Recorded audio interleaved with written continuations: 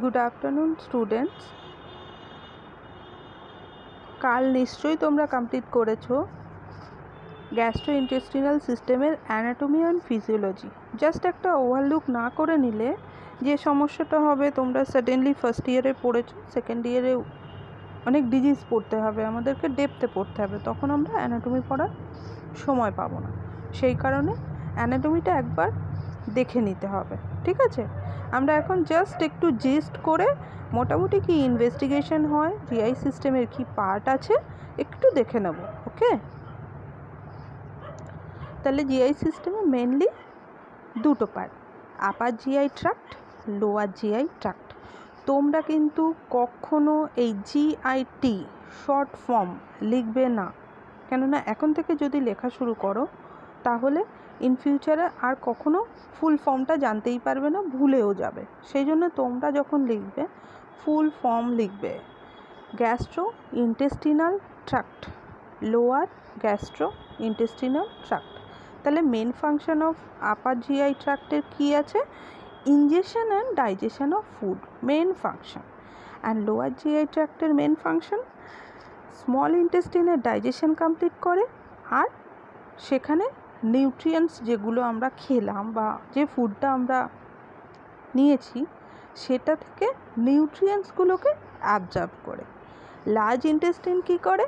O water and ইলেকট্রোলাইটকে absorb করে, আর যে waste product আছে সেটা ফিসিসের মাধ্যমে বের করে দেয় শরীরের বাইরে। ইসোফেগাস, ইসোফেগাস কি? জাস্ট একটা টিউবের মতো পার্ট, হলো টিউব। তার 1/3 কী দিয়ে তৈরি? Skeletal muscle. একটা ইসোফেগাস হলো টিউব, তার আপার 1/3 যে পোর্শন আছে সেটা স্কেলিটাল মাসেল দিয়ে তৈরি, আর বাকি যে পোর্শন আছে সেকেন্ড থার্ড সেটা স্মুথ মাসেল দিয়ে তৈরি থাকে।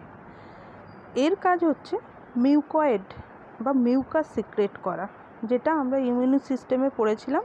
মিউকাস কী করে? আমাদের ইমিউন প্রোটেকশন দেয়। আর এছাড়া কি আছে? জাস্ট ইসোফেগাসের এন্ডে একটা কার্ডিয়াক স্ফিংটার আছে। ফুড ইনটেক করার পর 5 থেকে 10 সেকেন্ডের ভেতর খাবারটা এই কার্ডিয়াক স্ফিংটারটাকে ক্রস করে। আরেকটা আমরা স্ফিংটার পাবো, lower oesophageal sphincter. Lower oesophageal sphincter করে কি?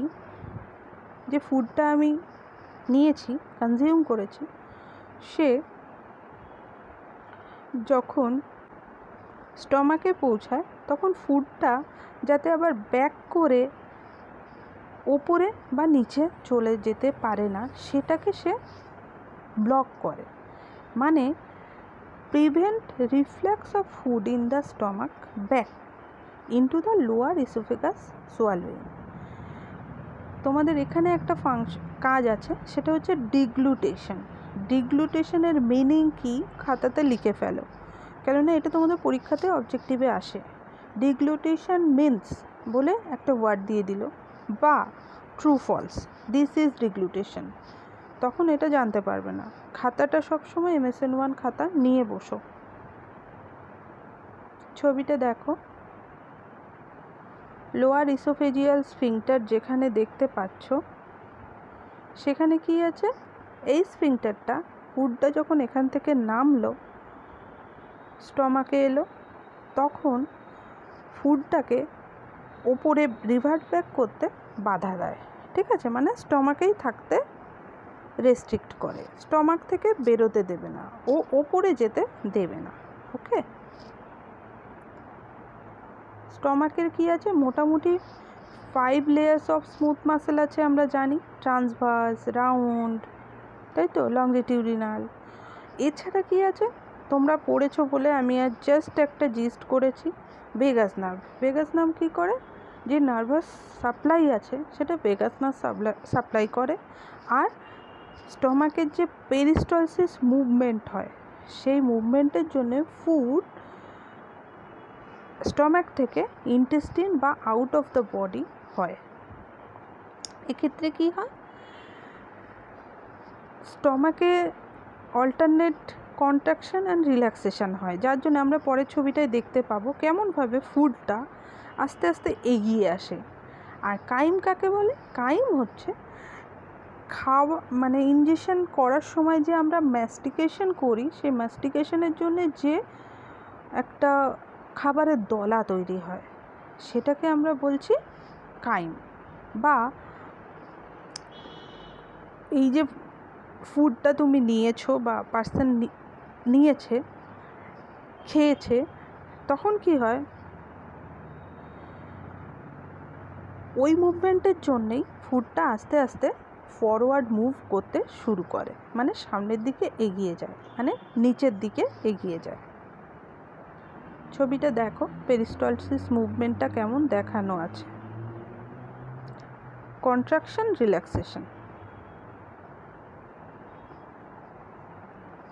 লোয়ার ইসোফেজিয়াল স্ফিংটার আর পাইলোরিক স্ফিংটার। তেমনি এই স্ফিংটারও কিন্তু, পাইলোরিক স্ফিংটারও ফুডকে রিভার্ট ব্যাক করতে বাধা দেয়। তাহলে স্টমাকের মেন ডাইজেস্টিভ ফাংশন কি? পেপসিন সিক্রেট করে আর এইচসিএল সিক্রেট করে। তোমরা কিন্তু এইচসিএল এর ফুল ফর্ম খাতায় লিখবে। Pepsin equal to protein digestion, pepsin is used for protein digestion, HCl equal to pre-digestion of food or used to pre-digestion of food. Small intestine, আমরা জানি ইন্টেস্টিনের মেনলি দুটো part, small intestine and large intestine. Small ইন্টেস্টিনের তিনটে part, duodenum, jejunum, ileum. তাহলে small ইন্টেস্টিনের total length কত? 20 feet। তাহলে স্মল কেন? কেন পড়েছ নিশ্চয়ই, আশা করি বলতে পারবে। স্মল ইন্টেস্টিন ইন লেন্থ আর এটার ডায়ামিটার মাত্র 1 inch। সেই ক্ষেত্রে দেখতে গেলে লার্জ ইন্টেস্টিনের 2.5 inch diameter and length 5 feet long. তাহলে আমরা এটা বুঝলাম, লেন্থের উপর ডিপেন্ড করে স্মল ইন্টেস্টিন আর লার্জ ইন্টেস্টিনের নাম হয়নি, এদের নাম হয়েছে ডায়ামিটার ওয়াইজ। ওকে। আর তাহলে লার্জ ইন্টেস্টিনের কি পার্ট? Caecum, colon, rectum. এই সিকোয়েন্সটা আমাদেরকে মাথায় রাখতে হবে, না হলে আমরা যখন এনেমা দেওয়ার প্রসিডিওর আসবে বা কোনো লোয়ার জিআই ট্র্যাক্টের ইনভেস্টিগেশন আসবে, তখন আমাদের অসুবিধা হবে। ওই জন্য এই জায়গাটাকে একটু মাথায় রাখার চেষ্টা করো। ছবিটা দেখো, rectum, sigmoid colon, descending colon, transverse colon, ascending colon. কোনো জায়গা বুঝতে সমস্যা হলে ভিডিও পজ করে প্লিজ দেখে নিও। তাহলে আমরা একটা যদি কোনো জিআই সিস্টেমের প্রবলেম নিয়ে পেশেন্ট আসে, আমরা কি তার হিস্ট্রি নিতে পারি? ফার্স্ট, কোনো ডেন্টাল প্রস্থেসিস আছে কি না। ওকে। নেক্সট, তার কি খেতে প্রবলেম হয় বা ডাইজেশনে প্রবলেম হয়, নশিয়া, ভমিটিং, কি সমস্যা আছে, ওয়েট লস হয় কি না বা হয়েছে কি না রিসেন্টলি। যদি পেন হয়ে থাকে, পেনের লোকেশন, অনসেট, এরিয়া বা site, cause, duration, characteristics of symptom আমাদের জানতেই হবে। এছাড়া কোনো অ্যালকোহল কনজামশন বা স্মোক করে কি না বা কোনো স্পাইসি ফুড খায় কি না, সেটাও আমাদের জেনে নিতে হবে। তার স্টুল বা বাউল এলিমিনেশন কেমন, নর্মাল বা ডেতে কতবার, এটা আমাদের জানতে হবে। স্টুলের ফ্রিকোয়েন্সি, কোনো ল্যাক্সেটিভ ইউজ করে রেগুলার বেসিসে না এনেমা নেয়, রিসেন্টলি কোনো চেঞ্জ হয়েছে স্টুল প্যাটার্নে বা ডায়রিয়াতে, স্টুলের কালার কেমন। এই এক্সাম্পল, এই ডেফিনেশন দুটো তোমাদের একটু মাথায় রাখতে হবে। Mainly melaena and haematochezia. Haematochezia. Melaena equal to black tarry stool that comes from upper GI bleeding. Hematochezia, fresh blood in the lower GI tract.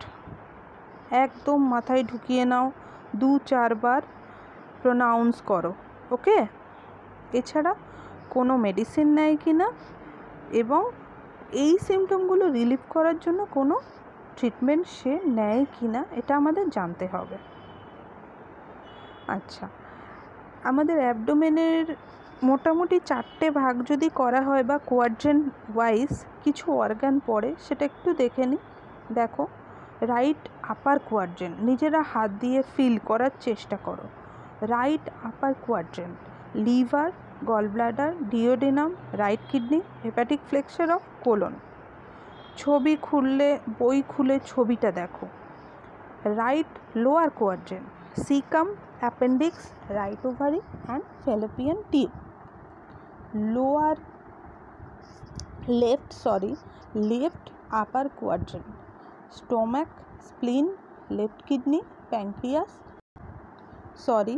Splenic flexure of colon. Left lower quadrant, সেখানে কি আছে? Sigmoid colon, left ovary and tube, মানে fallopian tube. আচ্ছা, অ্যাবডোমেনের ক্ষেত্রে বা GI ট্র্যাক্টের ক্ষেত্রে আমরা ইন্সপেক্ট যদি করি কি কি দেখতে পাবো? স্কিন কালার, টেক্সচার, স্কার আছে কিনা, স্ট্রা আছে কিনা, এনগজ ভেন আছে কিনা, পেরিস্টলটিক মুভমেন্ট আমি দেখতে পাচ্ছি কিনা, ভিজিবল পালসেশন, অনেক সময় অ্যাবডোমেনে আমরা পালসেশন দেখতে পাই সেটা, বা কোনো মাস আছে কিনা, কোনো কন্টিউর কেমন, যেমন অনেকের অ্যাবডোমেন ফ্ল্যাট হয়, কারো গ্লোবিউলার হয়, কারো প্রোটুবারেন্ট হয়, সেরকম মানে অ্যাবডোমিনাল ডিস্টেনশন আছে কিনা বুঝতে হবে।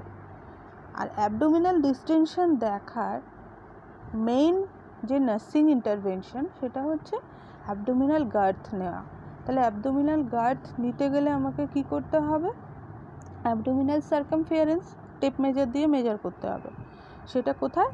Level of umbilicus or 2.5 centimetre below, মানে জাস্ট অ্যাবডোমিনাল গার্থ নেব, circumference at the level of আম্বেলিকাসের লেভেলে নিতে পারি, বা তার থেকে 2.5 সেন্টিমিটার নিচেও আমি মেজারমেন্ট নিতে পারি। অসকালটেট করলে কি বুঝতে পারবো? অসকালটেট করলে আমি আইপিএস, ইন্টারপেরিস্টালটিক মুভমেন্ট বা সাউন্ড শুনতে পাবো। তাহলে এই সাউন্ডের নর্মো অ্যাক্টিভ কাকে বলছি? যদি আমি 5 থেকে 20টা, মানে একটা মিনিটের ভেতর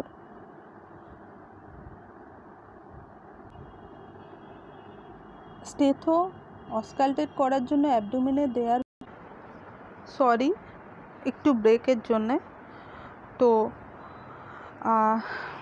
নর্মো অ্যাক্টিভ আইপিএস আমি কখন বলবো? বা intraperistaltic sound. After auscultation, if there is 1 IPS at the interval of 5 to 20 second, মানে 5 থেকে 20 সেকেন্ডের ভেতর যদি আমি একবার আওয়াজ পাই, that is normal. Hypoactive, 2 minute continue অসকালটেশনের পর 1 থেকে 2 বার আমি সাউন্ড পেলাম। এমন হলো 3 থেকে 5 মিনিট আমি কোনো সাউন্ড পেলাম না, দ্যাট মিন্স আমি বলবো আইপিএস অ্যাবসেন্ট। এটা কোন কোন ক্ষেত্রে হতে পারে? পেরিটোনাইটিস, প্যারালাইটিক ইলিয়াস, যেখানে কোনো মুভমেন্ট থাকবে না বা কোনো পেরিস্টলটিক ওয়েভ থাকবে না। হাইপার অ্যাক্টিভ কখন হবে তাহলে? In case of diarrhoea, gastroenteritis, মানে ওভার মুভমেন্ট, সেখানে আমি কি 30 সেকেন্ডের ভেতর 5 থেকে 6টা সাউন্ড শুনে ফেলতে পারি, that is hyper active IPS. বা ইন্টেস্টিনাল মোটিলিটি, 30 সেকেন্ডের ভেতর 5 থেকে 6টা আমি কাউন্ট করতে পারবো।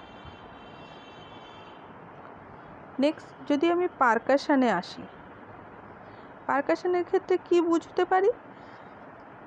যে অর্গানগুলো আছে সেখানে ফ্লুইড আছে না এয়ার আছে, সেটা নর্মাল কি না, অর্গানের ডালনেস, ফ্ল্যাটনেস বুঝতে পারবো। এছাড়া কোনো মাস আইডেন্টিফাই করতে পারবো পারকাশনের মাধ্যমে। প্যালপেট করলে আমি কি বুঝতে পারবো? প্যালপেট করলে আমি লিভারের সাইজ দেখতে পাবো। এছাড়া কি, দেখো এটা প্যালপেশনের ক্ষেত্রে size of the liver, স্প্লিন, uterus, kidney এগুলো মোটামুটি বোঝা যায়। আর রেকটাম এরিয়াতে যদি প্যালপেট করা হয় তাহলে কি বুঝতে পারবো? Perineal skin, perianal skin, if there is any fissures, hemorrhoids and rectal prolapse।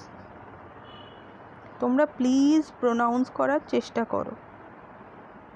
ছবিটা দেখো, অ্যাবডোমিনাল কোয়াড্রেন্ট ওয়াইজ কোন কোয়াড্রেন্টে কী কী ডিজিজ হতে পারে, তাহলে according to organ located at that side সেই ডিজিজগুলো সেখানে হবে। কিন্তু পেনের সাইডটা অনেক সময় ডিফার করে, সেটা আমরা যখন পড়বো আরও বলে দেব। কিছু ডায়াগনস্টিক টেস্ট জেনে নাও। ফার্স্ট, স্টুল ফর অকাল ব্লাড। তোমরা অনেক সময় প্রেসক্রিপশানে দেখতে পাবে লেখা থাকে স্টুল OBT, capital OBT, that is স্টুল for occult blood test. অকাল নয়, উচ্চারণটা ঠিক করে করবে, occult blood test. Next, barium. Barium হচ্ছে একটা রেডিও ওপেক সাবস্ট্যান্স, যে এরিয়া দিয়ে যাবে যদি তুমি এক্সরে করো সেই এরিয়াটাকে তুমি ক্লিয়ার দেখতে পাবে। অনেক সময় বেরিয়ামটা খাইয়ে দেওয়া হয়, মানে গুলে, যেহেতু টেস্ট ভালো না, স্মেল ভালো না, তাই ফ্লেভার বেরিয়ামও দেওয়া হয়। এরপরে বিভিন্ন এক্সরের মাধ্যমে বা ফ্লুরোস্কোপির মাধ্যমে জিআই ট্র্যাক্টকে অবজার্ভ করা হয়। তাহলে বেরিয়াম সোয়ালো কখন করছি আমি? যখন আমার আপার জিআই ট্র্যাক্ট অবজার্ভ করতে হবে। সেগুলো কোন কোন condition? Oesophageal lesion, hiatal hernia, oesophageal reflux, tumour, ulcer, inflammation etcetera. এক্ষেত্রে কি করা হয়? পেশেন্টকে, যেটা আগে বললাম, বেরিয়াম সলিউশন খাইয়ে দেওয়া হয়, যেটা রেডিও ওপেক। এটা খাওয়ার পর সার্টেন ডিউরেশনের পর থেকে এক্সরে ফিল্ম নেওয়া হয়। সেটা একটা নয়, রিপিটেড এক্সরে, যেখান থেকে পাস করে যতক্ষণ না স্টুল দিয়ে মোটামুটি বেরিয়ে যায় চেষ্টা করা হয় এক্সরেটা নিয়ে নেওয়ার। এটার প্রসিডিওরটার জন্য সাধারণত 6 থেকে 8 ঘন্টা না খেয়ে থাকতে হয়। প্রসিডিওরের আগে শুধুমাত্র বেরিয়াম সোয়ালো সলিউশনটাই খাওয়ানো হয় পেশেন্টকে। তাহলে যদি প্রসিডিওর হয়ে যায়, কি যত্ন নেব? সেক্ষেত্রে কি করা হয়? ফ্লুইড ইনটেক বাড়ানো হয়। কেন? যেহেতু সে 6 থেকে 8 ঘন্টা নাথিং পার ওরাল ছিল, কিছু খায়নি, ফাস্টিংয়ে ছিল, সেজন্য ল্যাক্সেটিভ দেওয়া হয়। কেন? যদি শরীরে রেডিও ওপেক সাবস্ট্যান্স রয়ে যায় সেটাকে ওয়াশ আউট করার জন্য। স্টুল দেখা হয় 24 ঘন্টা থেকে 72 ঘন্টা। এছাড়া কি কোনো ইনফেকশন, ডিস্টেন্ডেড অ্যাবডোমেন হচ্ছে কি না সেটাও দেখা হয়। বেরিয়াম এনেমা বা লোয়ার জিআই ট্র্যাক্ট অবজারভেশন বা স্কোপি। এক্ষেত্রে কি করা হয়? লোয়ার জিআই ট্র্যাক্ট, যেমন কোলন বা কোলনে কোনো টিউমার, পলিপস, ইনফ্লামেশন, অবস্ট্রাকশন হয়েছে কি না সেটা দেখার জন্য বেরিয়াম এনেমা দেওয়া হয়। এটার প্রিপারেশন কি? লো রেসিডুয়াল ডায়েট। মানে কি আমরা জানি, সবাই জানো তো লো রেসিডিউ ডায়েট মানে কি? নোট করো, লেখো, আমাকে জানাও। 1 থেকে 2 দিন ধরে লো রেসিডিউ ডায়েট খাবে। Next, clear liquid diet. Evening থেকে জাস্ট স্যুপ, ডালের জল, দুধ, শরবত এগুলো। এছাড়া কি ল্যাক্সেটিভ ক্লিনিং এনেমা সকালবেলা, প্রসিডিওরের দিন সকালে ল্যাক্সেটিভ প্লাস এনেমা দেওয়া হবে। পোস্ট প্রসিডিওর কি, ল্যাক্সেটিভ বা এনেমা দিয়ে পেশেন্টটাকে রেস্টে পাঠানো হয়।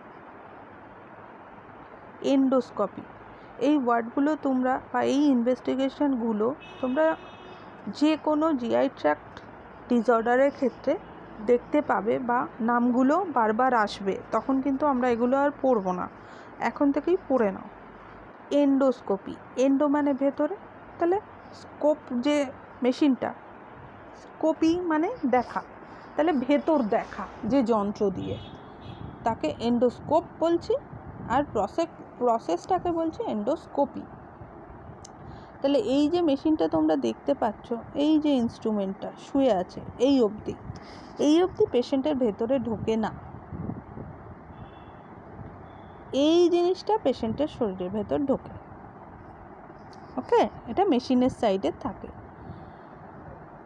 এটা দিয়ে কি করি আমরা, জিআই ট্র্যাক্টটাকে দেখতে পাই।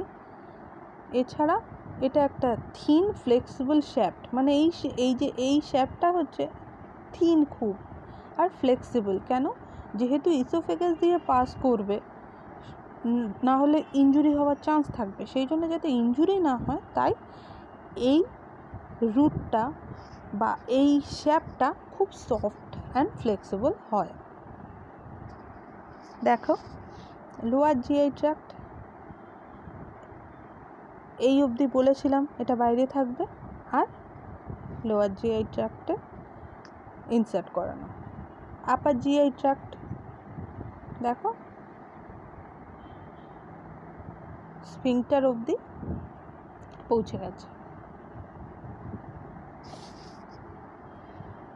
আচ্ছা, নেক্সট আপার জিআই এন্ডোস্কোপির ক্ষেত্রে আমরা কি আইডেন্টিফাই করতে পারবো?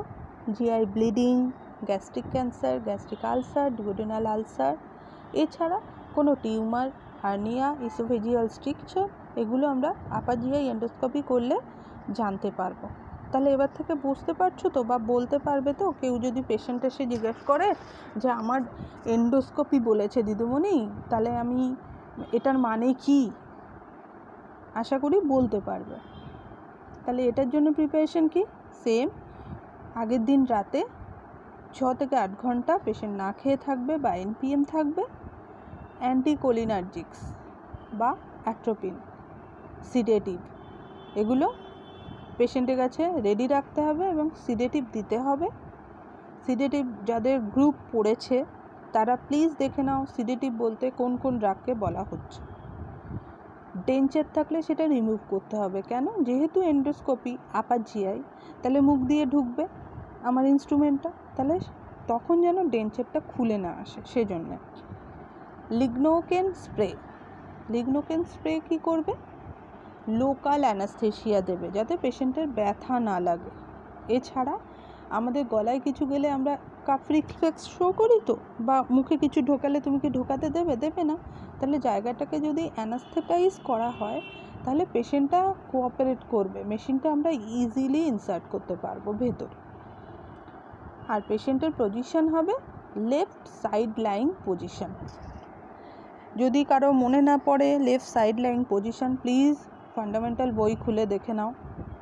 এছাড়া পোস্ট প্রসিডিওর কী করব?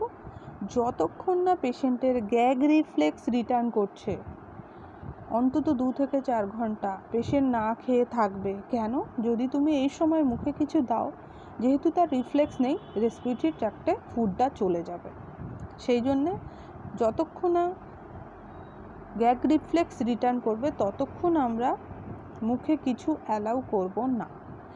ভাইটাল সাইন দেখতে হবে, যদি ডিসনিয়া, ডিসফেজিয়া হয় তাহলে সেগুলো আমাদেরকে রেকর্ড করে রিপোর্ট করতে হবে to the concern physician.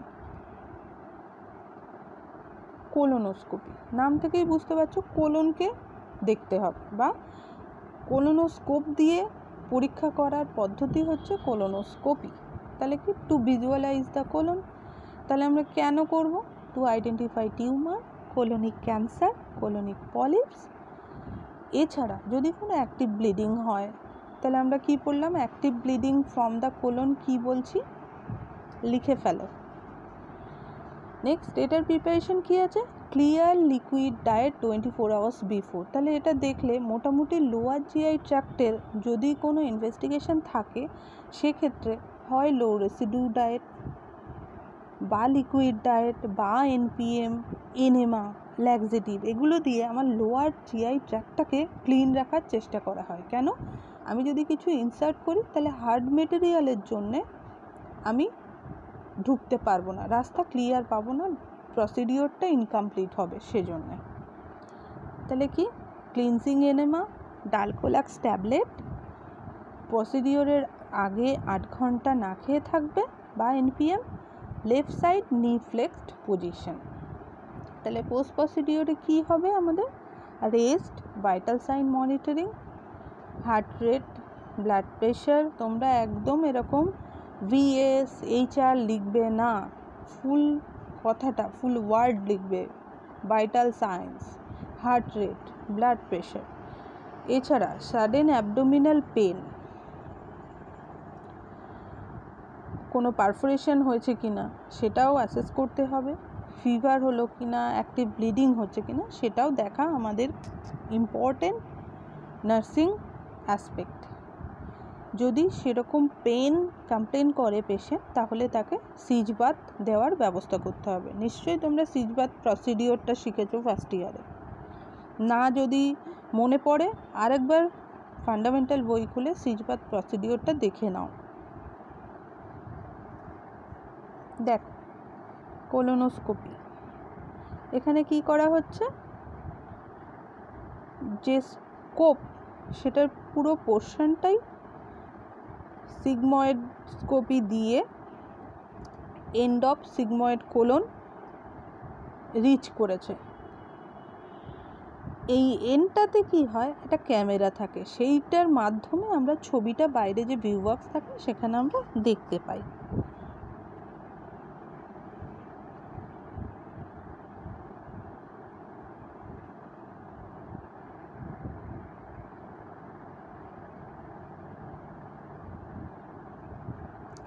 প্রোক্টোস্কোপি examination, দেখো প্রোক্টোস্কোপ দিয়ে রেকটামে ইনসার্ট করা হয়। পজিশন এটা 1 নাম্বার পজিশন, এটা 2 নাম্বার, এটা 3 নাম্বার। এটা 3টে পার্ট, এটা অবটুরেটর, এটা প্রোক্টোস্কোপ শীট আর এটা প্রোক্টোস্কোপ। লাস্টলি এই পিকচারটা আমরা দেখতে পাবো। তাহলে প্রোক্টোস্কোপি করলে আমরা কি কি জানতে পারবো বা কোন কোন ক্ষেত্রে করতে হবে? হেমোরয়েডস যদি থাকে, প্রোক্টাইটিস, পলিপস, টিউমার্স এগুলো যদি থাকে আমরা তাহলে প্রোক্টোস্কোপি করব। আর পজিশন লেফট ল্যাটারাল, যেটা তোমরা আগের ছবিটায় দেখলে। দেখো এটাকে সাইজ ওয়াইজ নাম চেঞ্জ হয়েছে, অ্যানোস্কোপ মানে অ্যানাস দেখার জন্যে, প্রোক্টোস্কোপ অ্যান্ড রেক্টোস্কোপ। ওকে, ছবিটা দেখো, সিগময়েডোস্কোপির ছবি, এদিকে এন্ডোস্কোপির ছবি, এটা কোলোনোস্কোপির ছবি। ছবিগুলো ভালো করে দেখো, তাহলেই বুঝতে পারবে নামের ভেতরেই কোন পার্টটা ভিজুয়ালাইজ করছি তার হিন্টস দেওয়া আছে।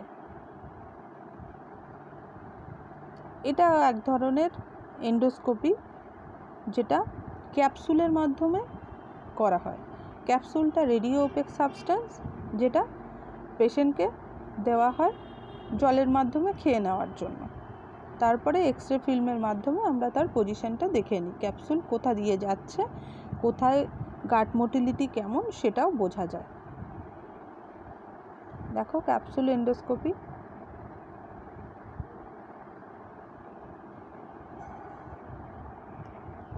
Colonoscopy,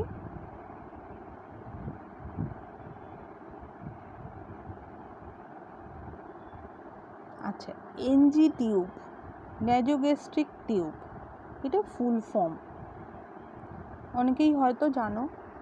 N for never give without checking, আমরা যখন রাইস টিউব ফিড দিই কখনো না চেক করে ফিড দেব না। Give warm or room temperature, মানে যে ফুডটা আমরা দেব সেটা কখনো না চেক করে দেব না এবং ওয়ার্ম ফুড হতে হবে। খুব গরম গরম করে আনলাম যেহেতু মুখে খাচ্ছে না দিয়ে দিই, কখনো না।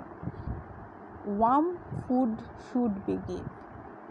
টি for turn to right side, ডান সাইডে কাত করে আমি ফুডটা খাওয়াবো। কেন কেন রে, লেখো এর র্যাশনাল কি, তোমাদের র্যাশনাল আসে আমাকে বলবে, খাতায় লিখবে। নেক্সট, ইউজ গ্র্যাভিটি, মানে কি প্রপ আপ পজিশন, মানে ফ্লুইডটা যাতে ইজিলি চলে যায় ভেতরে বা নিচের দিকে, সেই জন্য আমাকে প্রপ আপ করে নিতে হবে। Next, be sure to aspirate, মানে রাইলস টিউবটা যে স্টমাকেই আছে সেই পজিশনিংটা আমাকে কনফার্ম করতে হবে। এছাড়া end with water and chart, মানে রাইলস টিউব ফিডিং কমপ্লিট হয়ে গেলে সবসময় আমাকে ক্লিয়ার করে পেটেন্সি ক্লিয়ার রেখে আমাকে প্রসিডিওর এন্ড করতে হবে এবং কি চার্ট মেনটেন করতে হবে যে এতটা ফ্লুইড ইনটেক করানো হয়েছে বা through Ryle's tube this fluid is given to the patient. Okay,